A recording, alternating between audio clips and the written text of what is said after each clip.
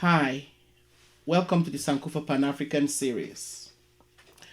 Please support us by subscribing and turning on your notification buttons.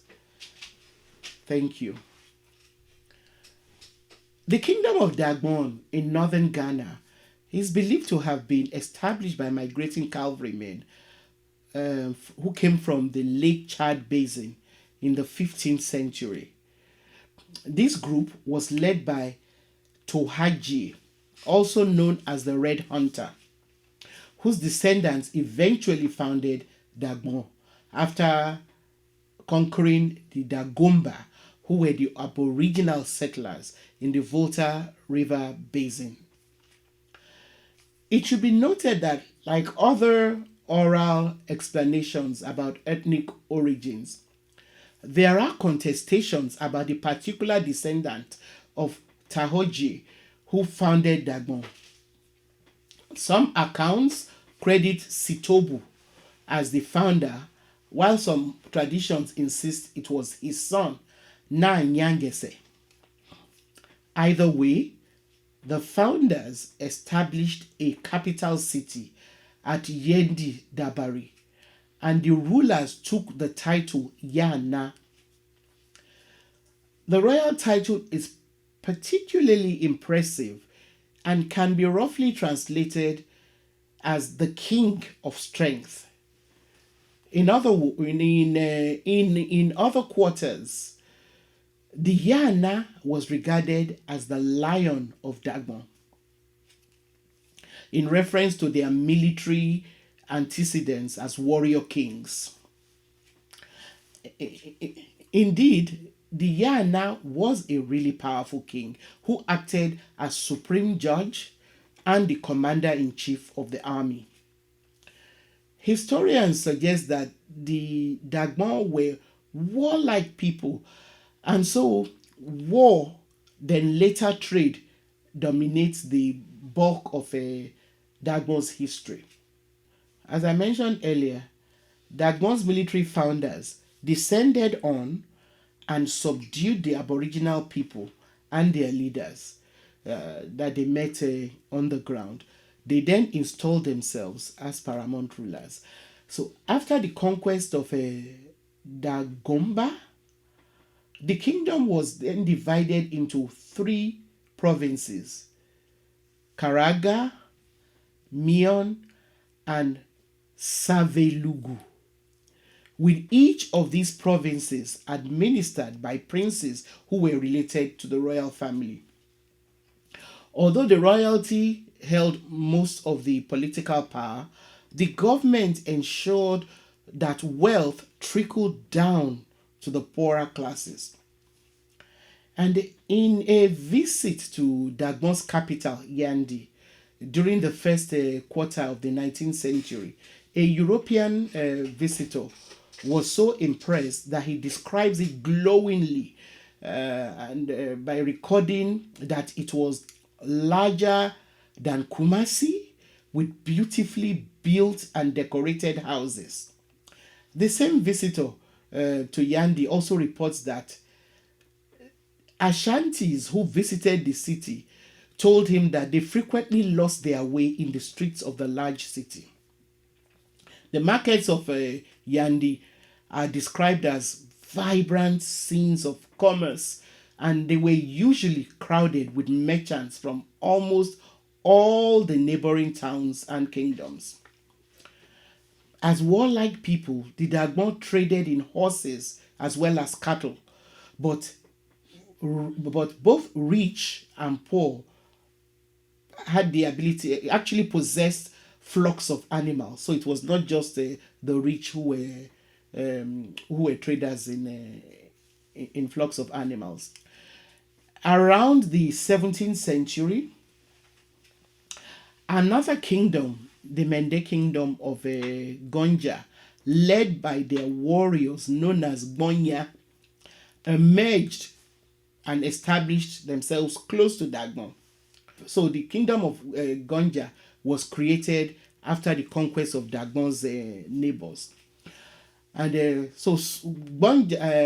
Gonja, then soon started trying to make incursions to conquer Dagbon. Some historians record that the bad blood between Gonja and Dagbon cannot be divorced from the desire of the two kingdoms to control the international trade route that connected the region with Hausa land. Now, as such, the war between Dagbon and Gonja was particularly costly and devastating in terms of lives and property. It led to the abandonment of Dagbon's first capital at Yendi Dabari. A new capital was, however, established and also named Yendi, and this capital survived longer than the first capital.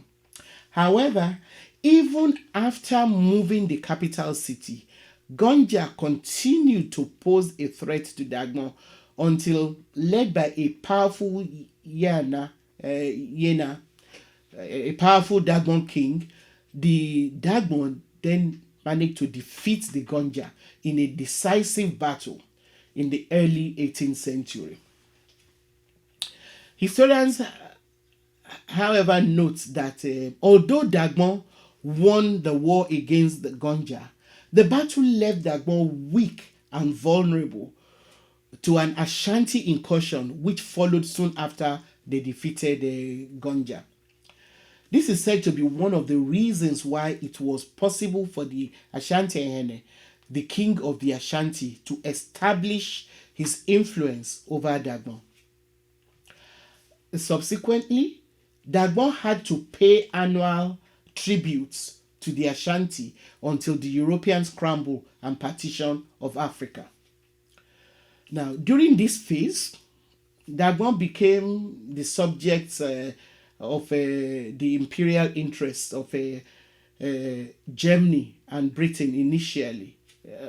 Now, the two countries, that is Britain and Germany, agreed to maintain Dagbon as a neutral zone before eventually parceling it into British Gold Coast and the German colony of Togo. The partitioning of Dagbon Kingdom into two separate colonial estates had the grave consequences of had very great consequences because it allocated Yendi, the capital of Dagbon, as part of German Togo, while the bulk of the rest of Dagbon Kingdom, was located in British Gold Coast. Such illogical divisions of African people without regard for our history or culture remains one of the legacies of European colonialism that post-colonial African states are still grappling with. Germany eventually lost Dagbon along with other African colonies after World War One, and Dagbon Kingdom was substantially reunited when Togo was split between France and Britain. And then Western Togo became part of Gold Coast. Under the British system of indirect rule, the status of the king, the Yena of Dagbon, became recognized as a principal chief. The position became recognized as a principal chieftaincy in Dagomba. So the Yena was also imposed on the kingdom on Kokomba, who were not initially under the dominion of the Dagbon. This colonial decision poisoned the relationship between the Kokoma and the Dagomba and has led to the loss of lives and wanton destruction of properties on both sides. Equally destructive was the colonial decision to interfere with the chieftaincy institution of Dagbon. In the past, the Dagbon had the traditional way of nominating their Yana, who was then confirmed by the oracles. But the British imposed a new system wherein a selection committee that was appointed by them would be determine the next Yana. This decision, coupled with money politics, destroyed any chance of social harmony in the kingdom. And as recently as 2002, a sitting Yena and his council of chiefs were murdered in cold blood by disgruntled royalties who were contesting his rights to the throne. This once again buttresses the need for African countries to evolve ways of renegotiating coexistence that colonial structures destroyed. We need to design new systems that factor in our dynamic histories. Thank you for watching the Sankofa Pan African series.